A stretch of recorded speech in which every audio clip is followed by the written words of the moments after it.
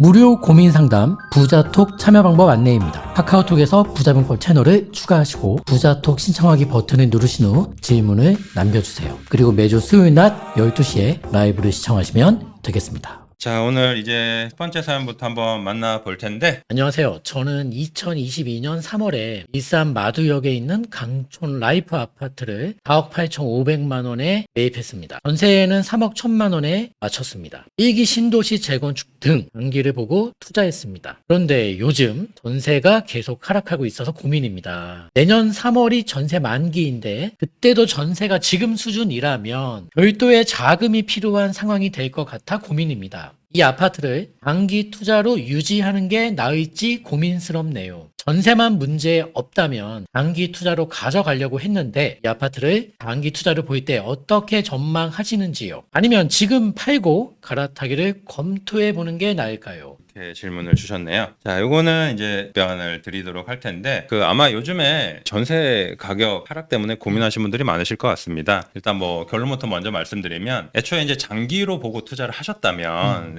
장기로 가져가시는 것 자체는 괜찮다. 그런데 전세가 하락에 대한 이분의 케이스입니다. 자, 이분의 케이스는 나중에 보시면 확인하시면 아시겠지만, 전세가 조금 떨어지는 거에 대한 대비는 하셔야겠다. 이 부분 대비. 이제 그거는 좀 내년 3월이 만기신데, 네네. 만약에 이제 회복을 하면 괜찮겠지만 지금 이분이 조금 먼저 좀 높게 맞추신 상황이다 보니 대비는 조금 하시면 좋겠다라는 말씀드리고 싶고, 지금 이제 요즘에 그 역전세 때문에 투자를 하신 분들이나 임대 주신 분들이나 많이들 이제 고민이 있으실 것 같아요. 그래서 제가 그거를 자료를 준비해서 설명을 드리려고 하는데, 저는 뭐 지금이 일단 전세가는 바닥이다라고 봅니다. 그래서 이제 뭐 더 떨어질 때는 없다. 차트를 좀 준비했는데 보면서 좀 설명을 드릴게요. 보시면 이게 이제 서울시 매매 전세 가격 지수 비교표입니다. 이 표가 이제 좀 그 사전 설명이 필요한데, 단순한 가격을 나타내는 표가 아니고요. 이제 가격 지수라고 하는 겁니다. 그래서 파란색 선이 이제 매매 추세선이고, 이제 주황색 선이 전세 추세선인데,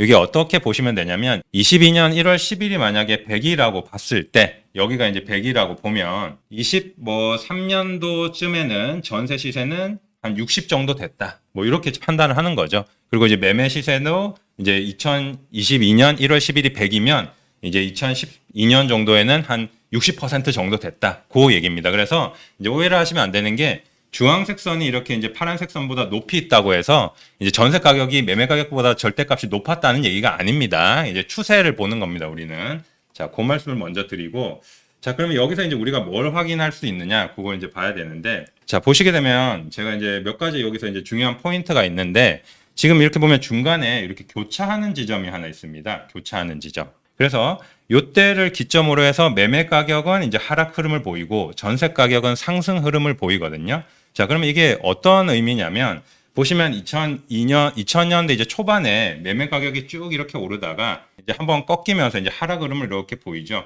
그리고 이제 전세 가격은 반대로 이제 주춤주춤 하다가 매매 가격이 하락 흐름을 보이니까 이제 상승 흐름을 보이면서 이렇게 자연스럽게 교차를 하는 겁니다. 자, 그리고 이제 그 이후에 그 매매 가격이 계속 하락 흐름을 보이다가 상승 흐름을 보이니까 전세 가격은 다시 이제 주춤하는 이런 모습을 보이게 되죠. 자, 이게 무슨 얘기냐면, 결국에는 이제 매매 시장이 굉장히 강세를 보일 때는 전세 시장이 이제 주춤하는 거고, 그다음에 이제 매매 시장이 좀 이제 약세일 때, 시장이 별로 안 좋을 때는 전세 시장이 이제 활발하다. 우리가 이렇게 해석을 할 수 있는 거죠. 그래서 요게 이제 하나의 포인트가 되는 거고. 자, 그런데 여기서 이제 중요한 또 포인트가 하나 더 있어요. 여기서 이제 2020년 8월쯤에 이렇게 선을 그으면, 요즘에 보시면 여기 이제 2020년 8월인데, 요때 보시면은 요때를 기점으로 해서 갑자기 전세 가격이 등하는 이런 흐름을 보입니다. 원래는 이게 이제 매매 가격이 이렇게, 우리가 이제 상식적으로 매매 가격이 이렇게 상승 흐름을 보이면 매매 가격은 이렇게 오르고 전세 가격은 이렇게 보합세를 보이거나 약세를 보이면서 이제 교차를 해야 되는데, 교차를 하지 않고 전세 가격이 갑자기 매매 가격 상승 흐름보다 더 높게 막 뛰어버립니다. 자, 이거는 이제 원인은 아마 다들 아시겠지만 직접적인 원인이 2020년 8월에 그때 임대차 보호법, 계약갱신 청구권 뭐 이게 나오면서 사실 시장에 굉장히 부작용을 많이 초래했죠. 왜곡된 어떤 시장 반응을 불러일으켰고, 그러다 보니까 임대인분들은 뭐 4년 계약을 써야 되니까 전세값을 크게 올려버렸고, 세입자분들은 집값도 비싸다 보니까 보니까 울며 겨자 먹기로 이제 높은 전세 금액을 부담할 수밖에 없었죠. 또 금리가 낮았기 때문에 가능했기도 했고요. 자, 그러다가 이제 금리가 오르면서 최근에는 이제 뭐 전세 시세가 다시 이제 매매 시세보다 낮아지는 흐름으로 이렇게 돌아섰다. 정상으로 이제 뭐 사실 돌아왔다 이렇게 판단을 해도 되겠죠. 지금 이런 흐름을 보이고 있고 최근에 이제 뭐 한 3년 정도가 2년 반 정도가 굉장히 좀 시장에 이상한 반응이 굉장히 극명하게 나타났다라고 우리가 볼 수가 있겠습니다. 자, 이게 이제 서울시의 그 그래프고요. 고양시는 그러면 어떠냐 한번 봐야 되는데, 자, 고양시도 보시면 뭐 사실 서울시랑 비슷한 흐름입니다. 그렇죠? 그래서 중간에 이렇게 한번 교차를 하고 이제 매매 가격이 이렇게 강세 흐름을 보일 때는 전세가 약세, 매매가 이제 주춤주춤할 때는 전세가 강세 이렇게 흐름을 보이는데, 뭐 한 가지 특이한 점이 있다면 이제 서울은 2017년부터 이제 매매 가격 흐름이 급격하게 상승 흐름을 보였는데, 일산 같은 경우에, 고양시 같은 경우에는 뭐 2020년 후반에 와서야 갑자기 매매 시세가 급등하는 이런 시간차를 보여주고 있죠. 그래서 이게 사실 보시면 지역별로 이렇게 시장 반응에 시간차가 있다는 것도 굉장히 잘 드러난다. 그러면 이제 전세가 지금 시세가 적당하냐 바닥이냐로 우리가 판단을 해야 되는데, 만약에 그 정책이 없었다면, 그냥 시장의 자율에 맡겨 놓았다면, 그러면 2020년 8월 요 지점에서 우리가 지금 지점과 요 지점을 가상의 선을 하나 이렇게 그어보면 매매 시세는 이렇게 올라가고 자연스럽게 교차를 하면서 상당히 안정적인 전세가를 형성하고 있다는 걸 우리가 알 수가 있죠. 사실은 지금 만약에 이제 우리 아파트가 전세 시세가 뭐 2020년 그 하반기에 급등하기 전으로 돌아갔다면 이건 뭐 거의 바닥을 찍었다고 보는 게 맞다는 얘기입니다. 그게 흐름상 자연스럽고요. 전세 시장에 뭐 갑자기 전세가 급등한 까닭은 정책적인 부분이 크지 않았나 이렇게 생각을 하기 때문에, 임대차 입법 때문이죠. 네, 그래서 2020년 상반기 전세 시세로 돌아갔다면 뭐 사실 거의 바닥 찍었다고 봐야 되는 거고요. 더 떨어질 때도 없다고 봐야겠죠. 그러면 이제 그 질문 주신 분, 이제 우리 아파트는 어떤 상황인가 이제 봐야 되는데, 자, 이 마두동의 강촌마을 5단지신데 이분이 이제 4억 8,500에 매입하셨다고 해서 제가 그 실거래를 보니까 19평이신 것 같더라고요. 근데 이분이 이제 지금 전세가 3억 1,000이라고 하셨는데, 전세 시세를 좀 보면은 지금 이제 최근 3년간 전세 시세, 제가 이제 2020년 상반기 전세 시세면 바닥 찍었다라고 말씀드렸잖아요. 그러면 2020년 상반기 6월, 5월 이때 보면 2억 초반이란 말이에요.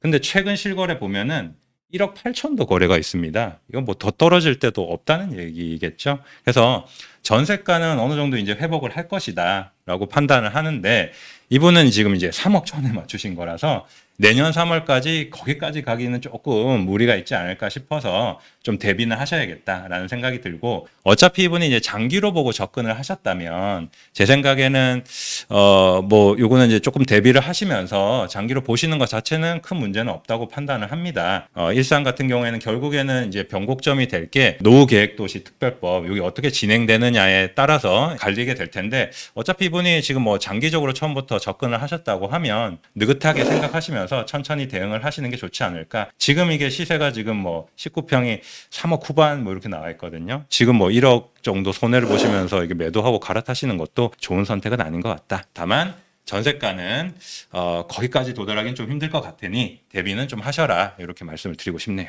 그리고 이게 지금 임대사업률이 6%가 넘는 단지가 드문데, 네. 임대사업률이 6% 나오기 때문에 아마 이제 5% 이상 못 올리시는 분들, 너무 네. 저가의 네. 물건에 맞춰야 네. 되는 임대인이 너무 많을 것 같거든요. 네네. 주변에 보면은 거의 임대사업 그렇죠. 등록률이 뭐 적으면 0.5%, 2% 정도인데 얘는 6%가 넘기 때문에 어떻게 보면 투자자들한테 네. 그만큼 인기가 있는 아파트다라고 볼 수도 있는 거고요. 그래서 저 네. 1억 8천 저거는 임대사업자가 맞춘 걸 거니까 너무 연구 안 해도 될 것 같아요. 이렇게 생각하시면 될 것 네네네. 같습니다. 소액 투자 무료 강의 부동산 세미나 안내입니다. 2023년 주목할 서울 빌라 유망 투자 전략이 궁금하신 분들은 매주 수요일과 토요일 오후 2시에 진행되고 있는 부동산 세미나를 신청해 보세요. 신청 방법은 02-888-8885 또는 네이버에서 박병찬 샵을 검색하시고 신청하시면 되겠습니다.